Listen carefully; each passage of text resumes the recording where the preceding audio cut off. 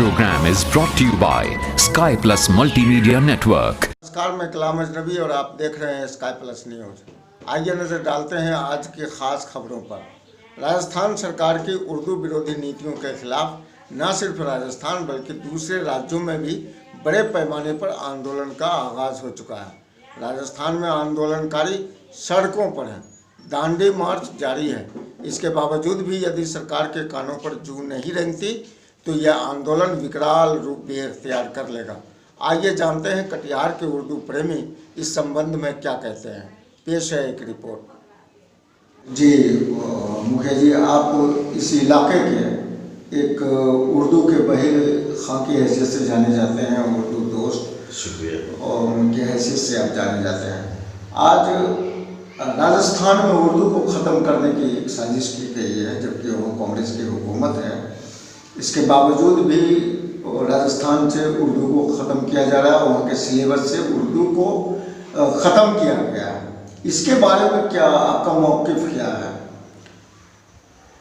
कलाम भाई, हिंदुस्तान में जो गंगा जमुनी तहजीब के सबसे मजबूत पिलर जो उर्दू है, उर्दू और उर्दू बोलने वाले सरकारें शुरू से लेकर अब तक साजिश के तहत इसको हमेशा दबाने की कोशिश किया है। ये और बात है कि उर्दू लोग बोलना पसंद कर रहे हैं, समझना पसंद कर रहे हैं, और उर्दू एक जो घर की आम फहम ज़बान है, इसको ज़ाती से, मज़हब से और देश के और लोगों से कोई मतलब नहीं रहा। ये राजनीति का शिकार हुआ है, सियासत का शिकार हुआ है। ये जो तासुब परस्त लोग हैं, कई तरीक़े से उर्दू भाषी को, उर्दू को अपने निशाने पे लिया है, और निहायत ही अफसोसनाक बात है, मेरा जो मानना है। क्या वो ऐसा लगता है कि उर्दू अगर ख़त्म हो जाती है तो इसका क्या असर, हमारे माशरे में इसका क्या असर होगा? उर्दू जो है वो सिलेबस में साइंस कहिए, तारीख़ कहिए, जोग्राफिया कहिए, तमाम जो उसके ये हैं लेखक हैं या जो मटेरियल है वो दस्तयाब है। साथ ही साथ जो हमारी जो एक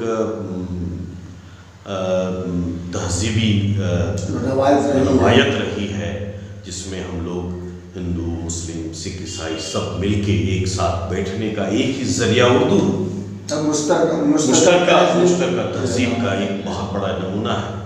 अगर इसको इस तरह से धीरे धीरे ख़त्म किया जाएगा तो समझ लीजिए कि इसकी जो खूबसूरती होगी देश की, भारत की, और हमारे बीच जो एक रिश्ता है जोड़ने का एक दूसरे से, वो मुनक़ता हो जाएगा, ख़त्म हो जाएगा, जिससे हमको लगता है कि बहुत ज़्यादा नुकसान होगा।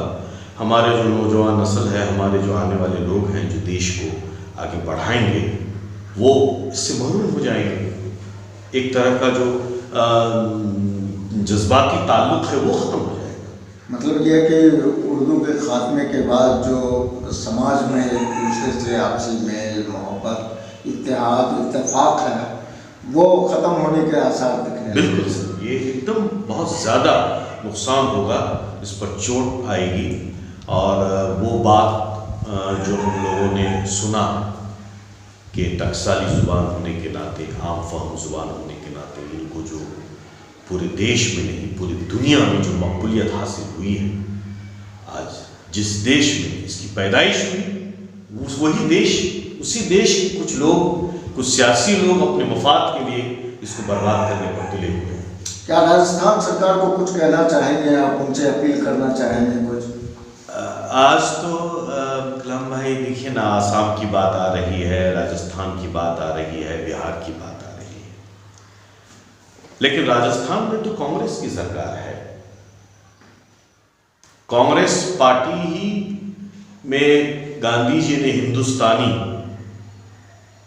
ज़बान की एक बात कही है, जिसमें दूरदर्शन में या रोज़मर्रे की ज़िंदगी में, ऑफिस में जो बोला जा रहा था, उसमें हिंदी, उर्दू और फारसी लफ्ज़ों का मिश्रण हुआ करता था।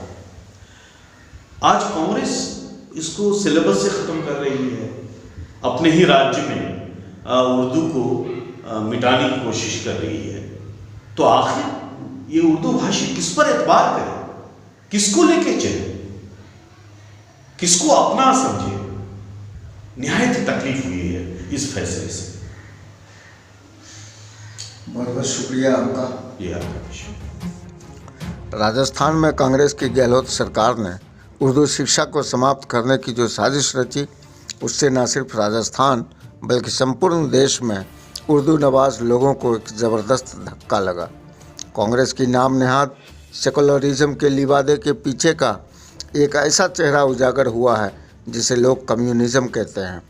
हालिया दिनों में राजस्थान के उर्दू नवाज लोगों ने गहलोत सरकार के ख़िलाफ़ उर्दू दुश्मनी को लेकर सख्त एहतजाज किया।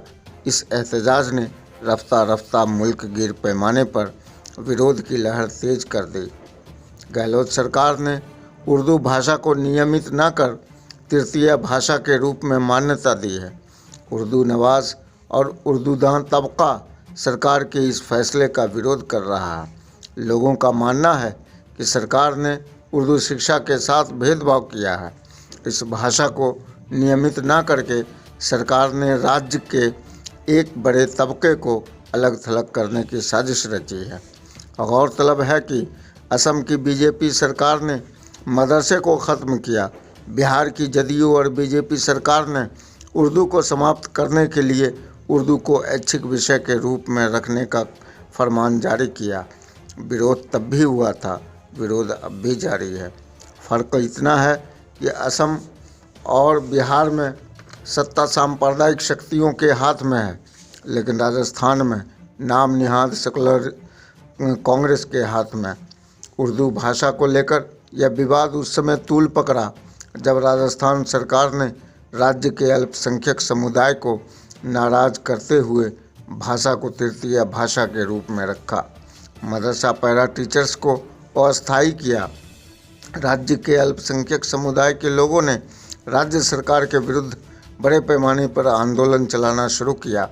आंदोलनकारियों की मांग है कि राज्य के सभी अल्पसंख्यक सरकारी स्कूलों में उर्दू भाषा को लागू किया जाए, मदरसा पैरा टीचर्स को नियमित किया जाए।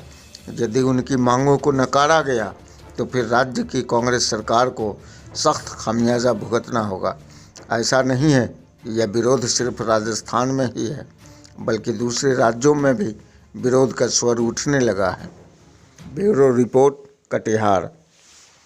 आपको हमारा ये चैनल पसंद आया हो तो लाइक करें, शेयर करें, कमेंट सेक्शन में जाकर के कमेंट करें और सब्सक्राइब करें। बेल आइकन को दबाना न भूलें, क्योंकि आपका सहयोग हमारे लिए ज़रूरी है।